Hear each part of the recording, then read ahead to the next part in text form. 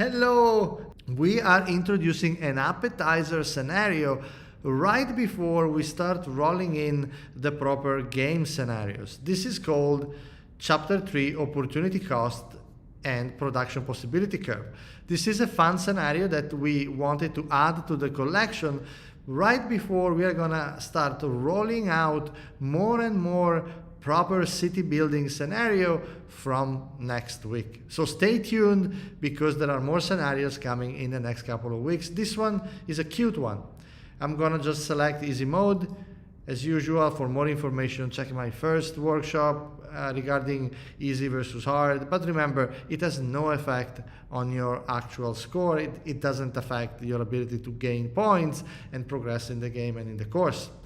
Very well, this is a simple model. This model is a little bit different from the models we've seen before, and I want everybody to be reminded about what we mean by that. So a model is a simplified representation of reality.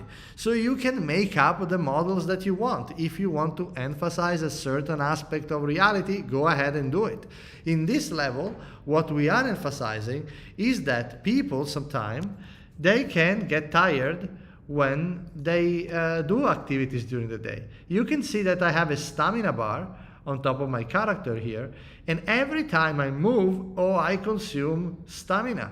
And when I run out of stamina, well, my character will want to go to sleep, and that will be the end of my productive day.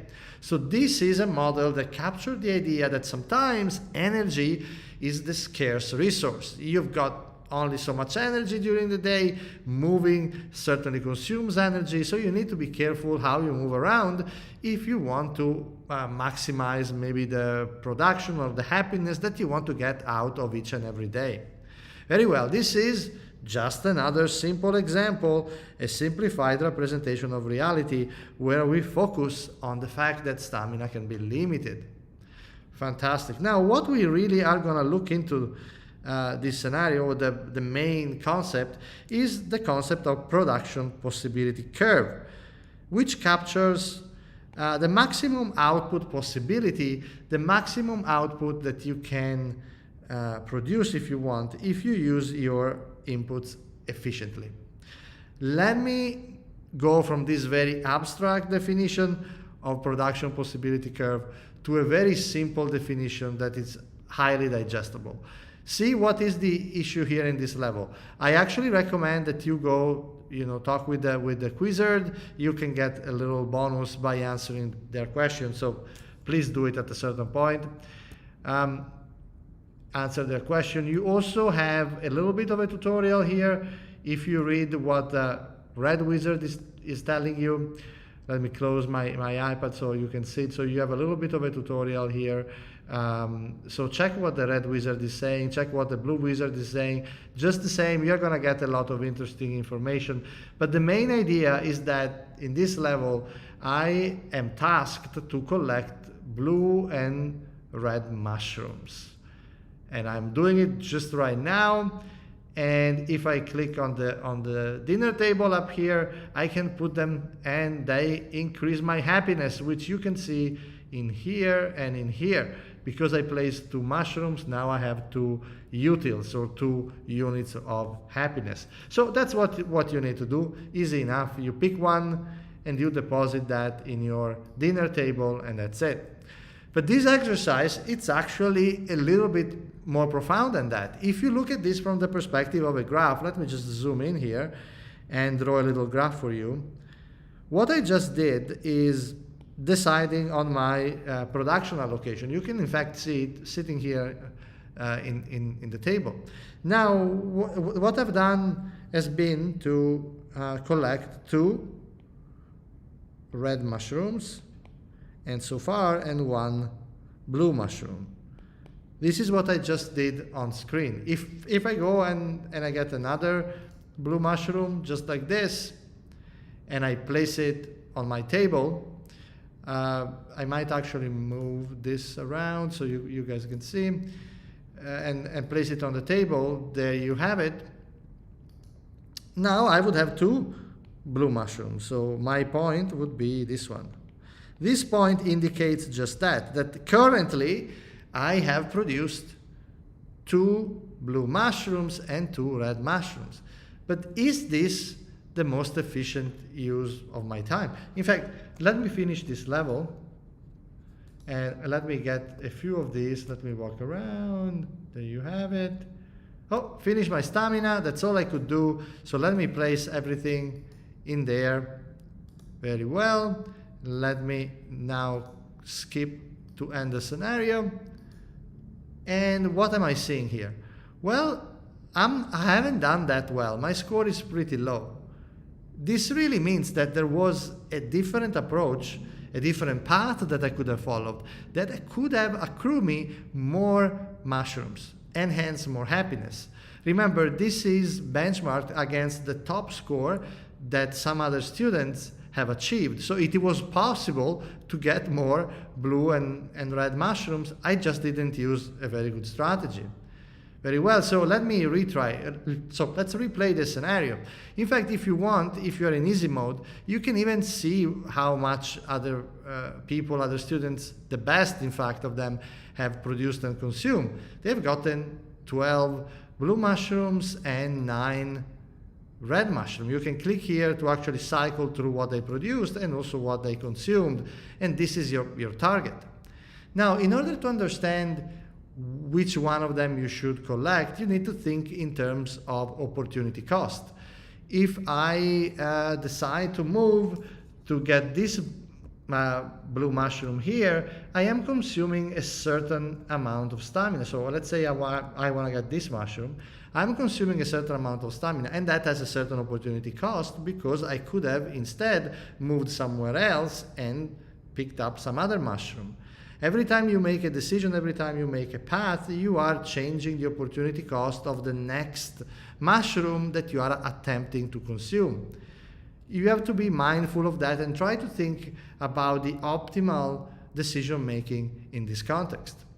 Now, as we saw a second ago, 2-2 was my, so if I reopen my iPad here, 2-2 was my result in the previous level. I produced this and consumed this, but as you can see, other people produced up to 9 red mushroom and 12 blue mushroom. So for them, I'm just gonna cheat a little bit on this graph, but let's just say this is 12 blue mushrooms, and this is, I think it was 9 red mushrooms. Yep, 9 red mushrooms. Let me fake a little bit the proportion of the graph here, just in the interest of time. But basically, this great student who is at the top of the leaderboard at the moment managed to produce this point, which has 12 blue mushroom and 9 red mushroom, which is clearly much more than what I have here. So we are going to call this point that I just produced myself, this one here, we are going to call it an inefficient point. Inefficient. Inefficient because I could have used the time better and instead have produced more of both types of mushroom moving in this diagonal up to this other allocation. So it was possible to increase the productivity, the production of both goods at the same time. So this means that my initial point was inefficient. There was too little production. We could have done more. This is also what we could call an attainable point. I can attain this point. I just demonstrated it. It's possible, it's feasible to get that point. And this other student also showed me that this point is also attainable. It's possible to produce this combination. Now, is this the absolutely best that we can do? In other words, would it be possible for us to move from this point, which is attainable, and let's say get to another point here that has more of both type of mushrooms, or this point here, which has more of one type of mushroom without sacrificing any of the other mushroom, or in this direction, which is a point that has more of one mushroom but without sacrificing any of the other good. So any point in this part of the plane is a point that has both of at least one type of mushroom, but never less of any of them.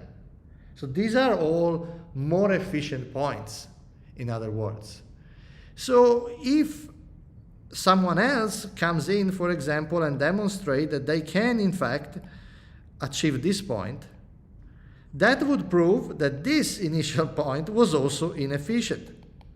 So it was possible to do better. We just need to wait for we needed to wait for a great student to show us that we can go even further in our production possibility curve.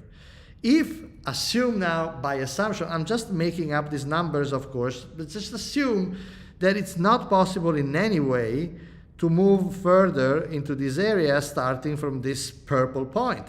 Well, if it's not possible to move anywhere else, if it's not possible to increase the production of one mushroom without reducing the production of the other type of mushroom, then this point here is what we call, this one, would be an efficient point. Efficient point. And this is the logic that you need to understand this level. Put your production point into a graph. Ask yourself, is it efficient? Is it inefficient? Is it attainable? If this is in fact an efficient point, it means that the point which is above or to the right of this initial point, so any point that entails more consumption of at least one good without reducing the production of the other good, this point is also defined as unattainable at this point. Unattainable, because it's not possible to produce this point with the given resources. This is what you're going to do in this level. You're going to start from what these other students have achieved and try to improve on it. Try to see if you can get a more efficient production point. This is a core part of the definitions that we see in this course. We have here the definition of efficient point, efficient production point, a point for which the currently available resources do not allow an increase in the production of one good without a reduction of the production of the other. And then we have the definition of inefficient point, which is a point that instead allows an increase in the production of one good without a reduction in the production of the other. And then we have the definition of attainable point. It is a combination of goods that can be produced with the currently available resources. And unattainable production point, which is a combination of goods that cannot be produced with the current resources. I'm going to make a little graph again. And let me just make this assumption now that we know what are the efficient points. So suppose we know that all of these are efficient points. It's not possible to increase the production of one good without decreasing the production of the other starting from any of these points. Then if you get this point together onto a line, this is what we call production possibility curve. This is the place where we collect all the efficient points. All the efficient points are part of this production possibility curve. Any point that's inside is going to be called inefficient, and also attainable. Everything outside here, it's unattainable because it cannot be produced. And what's on the production possibility curve itself is both efficient and attainable. There is one extra wrinkle when you play this game, which I think it's really interesting. Here it is. If you now have figured out by playing the game over and over what is a range of possible efficient points, let's say, in other words, you have identified the production possibility curve. So suppose you have identified all the optimal production points. You know the perfect path, you know how to minimize the opportunity cost of each step, and now you can be in any of these points. You know the strategy to achieve any of these green points that I'm marking. Well, still the question is, which one should you pick, right? You could decide to go for an extreme point here, where you would be consuming, say, almost only blue mushrooms, or you could go to a point on the other spectrum, side of the spectrum here, where you basically eat mostly just red mushrooms. So if you pick something in between, it's gonna be a production point that will allow you to have a balanced diet of red and blue mushrooms. So what's the trick here? Well, I'm gonna leave you with a little hint, but I don't want to give too much away. As usual in this type of scenarios, we are assuming in this model here that the utility function is like this. It's 1 multiplied by the square root of mushroom eaten for red, and the same square root of blue mushroom eaten red and blue mushroom. They all have a utility function that looks a little bit like this. Let me show you.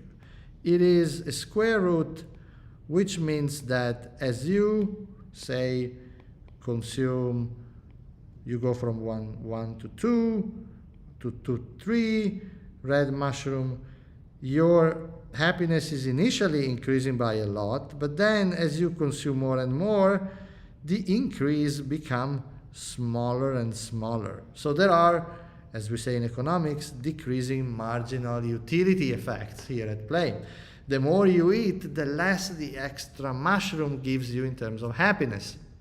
And this is a very important point because, and maybe I'm giving it away too much, but let me finish the thought here. So if this is a blue mushroom, so this is a red mushroom and this is a blue mushroom, if this is a blue mushroom, right, so your choice would be, for example, should I consume 1 blue mushroom and 1 red mushroom, which would give me a big initial jump in happiness, or should, for example, consume 2 red mushroom and 0 blue mushrooms?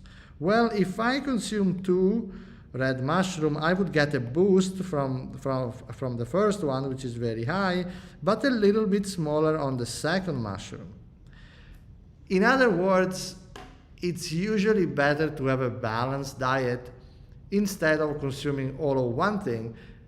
It's better to spread it out and consume a little bit of both, because each additional type of mushroom is giving you an extra amount of happiness that is getting smaller and smaller. So it's better to eat only a few of those, have a balanced diet, and don't end up in the decreasing marginal utility part of the curve. This is all I had for today. A brief look at this new Chapter 3 opportunity cost and production curve scenario. Thanks a lot, everyone.